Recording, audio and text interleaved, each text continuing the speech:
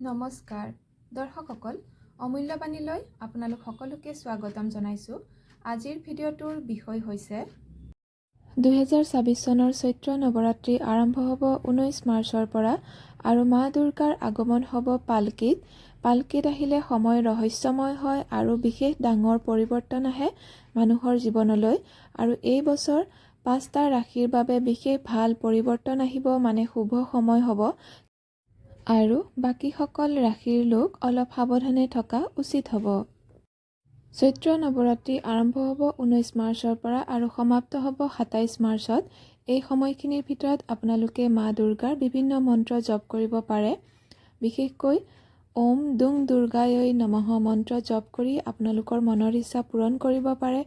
আৰু যিকোনো মনৰ ইচ্ছা পূৰ্ণ কৰিবৰ বাবে মা দুৰ্গাৰ এই বিশেষ মন্ত্ৰটো বা অন্য মন্ত্ৰ মনৰ ভিতৰত একেৰাহে জপ কৰি থাকিব।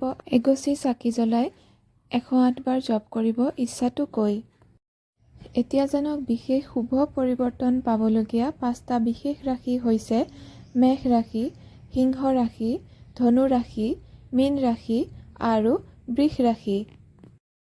আজিৰ ভিডিঅ' ইমানতে সামৰিছোঁ। ধন্যবাদ।